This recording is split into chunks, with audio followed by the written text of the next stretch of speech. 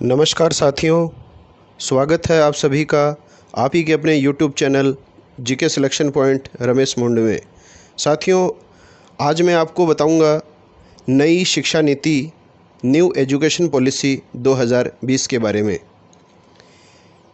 केंद्रीय मंत्रिमंडल के द्वारा आज 29 जुलाई 2020 को साढ़े 4 बजे नई शिक्षा नीति 2020 की औपचारिक रूप से घोषणा कर दी गई है।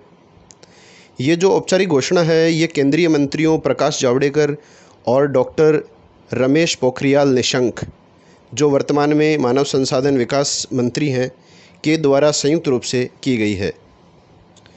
साथियों, ये जो नई शिक्षा नीति है इसके तहत कौन कौन से महत्वपूर्ण प्रावधान किए गए हैं, इनकी जानकारी देने से पहले मैं आपको एक महत्वपूर्ण बात बताना चाह रहा हूँ कि इस नई शिक्षा नीति के तहत मोदी सरकार ने अब मानव संसाधन विकास मंत्रालय का नाम बदलकर शिक्षा मंत्रालय कर दिया है।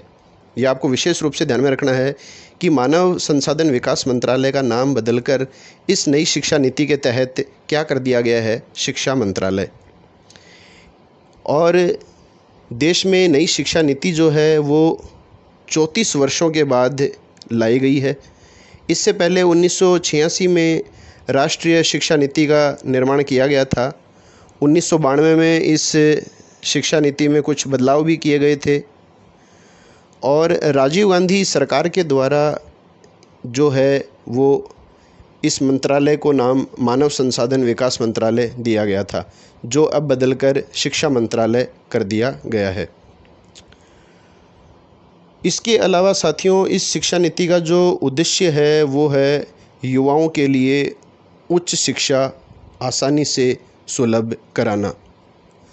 अब कौन कौन से प्रावधान इस नई शिक्षा नीति 2020 के तहत किए गए हैं वो आप अच्छी तरह सुन लीजिए। आगामी प्रतियोगी परीक्षाओं के लिए बहुत ही महत्वपूर्ण है ये। पहला प्रावधान है साथियों कि इस नई शिक्षा नीति 2020 के अंदर 3 साल से 18 साल तक के बच्चों को शिक्षा का अधिकार कानून 2009 के अंतर्गत रखा गया है। तो कहने का तात्पर्य यह है कि 2009 में शिक्षा का अधिकार जो कानून बना था उसके तहत 6 से 14 वर्ष तक के बच्चों को निःशुल्क शिक्षा का प्रावधान था। अब ये 3 वर्ष से लेकर 18 वर्ष तक के बच्चों के लिए अनिवार्य रूप से लागू कर दिया गया है। कहने का तात्पर्य अब 8वीं क्लास नहीं 12वीं क्लास तक के बच्चों को इस अधिकार कानून के तहत रख दिया गया है। इसके अलावा प्रत्येक राज्य के लिए राज्य विद्यालय नियामक प्राधिकरण, जिसका अंग्रेजी नाम है SSRA, इसका फुल फॉर्म आपसे पूछा जा सकता है। SSRA का फुल फॉर्म होता है स्टेट स्कूल रेगुलेटरी अथॉरिटी। तो प्रत्येक राज्य में जो है वो स्टेट स्कूल रेगुलेटरी अथॉरिटी बनेगी और इस अथॉरिटी के जो चीफ होंगे वो शिक्षा विभाग से जुड़े होंगे। इसके अलावा नई शिक्षा नीति में साथियों 3 से 6 वर्ष के अंतर्गत प्री प्राइमरी शिक्षा आंगनबाड़ी और स्कूलों के माध्यम से दिए जाने का प्रावधान किया गया है। और ये जो 3 से 6 वर्ष तक के बच्चों को प्री प्राइमरी शिक्षा आंगनवाड़ी और स्कूलों के माध्यम से दी जाएगी, इसको नाम दिया गया है ECCE। ECCE का फुल फॉर्म होता है early childhood care and education. इसके अलावा अगर मैं बात करूं तो नई शिक्षा नीति में बीएड के संदर्भ में, तो यदि कोई विद्यार्थी 12वीं उत्तीर्ण है, 12वीं पास है, तो उसके लिए साथियों बीएड का जो कोर्स होगा वो 4 वर्ष का रखा गया है। अगर विद्यार्थी ने ग्रेजुएशन कर ली है, स्नातक कर ली है, तो बीएड के कोर्स की अवधि 2 वर्ष होगी। और यदि विद्यार्थी ने पोस्ट ग्रेजुएशन कर ली है, स्नातकोत्तर की डिग्री धारण कर ली है, तो इसके बाद में जो बीएड की जो कोर्स अवधि होगी वो 1 वर्ष के लिए होगी। ये आपको ध्यान में रखना है। इसके अलावा साथियों नई शिक्षा नीति के तहत शिक्षक बनने का जो रास्ता है वो बहुत ही कठिन हो गया है। ऐसा नहीं है कि असंभव है। नई शिक्षा नीति के तहत जो है वो नई नियुक्ति में स्किल टेस्ट होगा, डेमो टेस्ट होगा और इंटरव्यू भी होगा। और ये सारी प्रक्रियाएं होने के पश्चात जो है व्यक्ति को कार्यस्थलीय विद्यालय में भेजा जाएगा। इसके बाद जो है नियमित रूप से उसकी दक्षता का परीक्षण भी होता रहेगा और कार्य सही ढंग से संपन्न न करने पर या कार्य क्षमता नहीं प्रदर्शित करने पर उसको हटाए जाने के संदर्भ में भी प्रावधान इस शिक्षा नीति में किए गए हैं।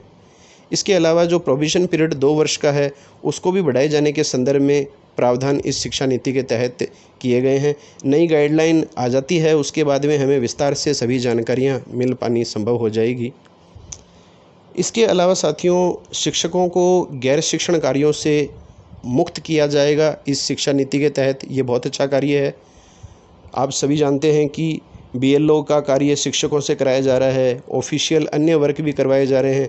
इसके अलावा जो एमडीएम है, मिड डे मील का जो प्रभार है वो भी शिक्षकों के द्वारा ही चलाया जा रहा है। तो बीएलओ, ऑफिस वर्क और एमडीएम से इनको मुक्त कर दिया गया है इस शिक्षा नीति के तहत। लेकिन शिक्षकों को जो है वो चुनाव ड्यूटी जो है वो अनिवार्य रूप से देनी होगी। ये कार्य उनसे नहीं लिया गया है। चुनाव ड्यूटी जो है उनको अनिवार्य रूप से देनी होगी। इसके अलावा अगर मैं बात करूं शिक्षकों के ट्रांसफ़र की, तो नई शिक्षा नीति के तहत ट्रांसफ़र जो हैं वो लगभग बंद कर दिए जाएंगे और जो ट्रांसफ़र होंगे साथियों वो सिर्फ पदोन्नति या प्रमोशन पर ही होंगे। इसके अलावा ग्रामीण जो क्षेत्र हैं उनमें शिक्षकों के लिए स्टाफ क्वार्टर बनाए जाएंगे और ये जो स्टाफ क्वार्टर बनाए जाएंगे ये केंद्रीय विद्यालय की तर्ज पर बनाए जाएंगे। इसके अलावा जो मिड डे मील है, एमडीएम है, एमडीएम के साथ हेल्दी ब्रेकफास्ट भी स्कूलों में दिया जाएगा और स्थानीय भाषा भी जो है वो इस नई शिक्षा नीति के तहत शिक्षा का माध्यम होगी। इसके अलावा फॉरेन लैंग्वेज कोर्सेज भी स्कूलों में प्रारंभ किए जाएंगे शिक्षा नीति के तहत। और एक महत्वपूर्ण बात जो आपको ध्यान में रखनी है साथियों कि एनसीईआरटी जो है वो पूरे देश में इस नई शिक्षा नीति की नोडल एजेंसी के रूप में कार्य करेगी। तो इस न्यू एजुकेशन पॉलिसी 2020 की जो नोडल एजेंसी होगी वो होगी एनसीईआरटी। इसके अलावा विज्ञान और गणित को विशेष बढ़ावा दिया गया है इस नई शिक्षा नीति के तहत और ये प्रावधान किया गया है कि हर सीनियर सेकेंडरी स्कूल में विज्ञान और गणित के जो विषय होंगे वो अनिवार्य रूप से होंगे। इसके अलावा अगर बात करी जाए तो स्कूलों में राजनीति व सरकार का जो हस्तक्षेप है वो लगभग समाप्त हो जाएगा। ऐसे प्रावधान बन गए हैं क्योंकि आपको पता है कि ट्रांसफ़र व्यवस्था जो है वो समाप्त हो गई है और पदोन्नति के तहत ही पदोन्नति को ही ट्रांसफ़र व्यवस्था का आधार बनाया गया है। इसके अलावा महत्वपूर्ण बात है क्रेडिट बेस्ड सिस्टम लागू किया जाएगा इस शिक्षा नीति के तहत, जिससे कॉलेज बदलना जो है वो विद्यार्थियों के लिए आसान और सरल हो जाएगा तथा बीच में भी कोई विद्यार्थी जो है वो कॉलेज आसानी से बदल सकेगा। तो ये ऐसे प्रावधान कुछ किए गए हैं जो नई शिक्षा नीति 2020 के तहत किए गए हैं। ये सारे के सारे जो प्रावधान हैं आपको अच्छी तरह याद होने चाहिए। आगामी प्रतियोगी परीक्षाओं के लिए बहुत ही महत्वपूर्ण टॉपिक है होने वाला है ये नई राष्ट्रीय शिक्षा नीति 2020।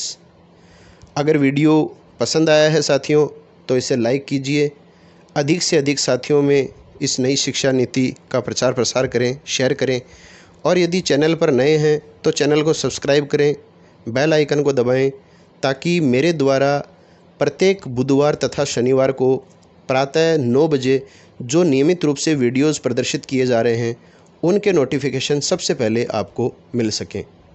तो मिलते हैं नई वीडियो के साथ, तब तक के लिए जय हिंद।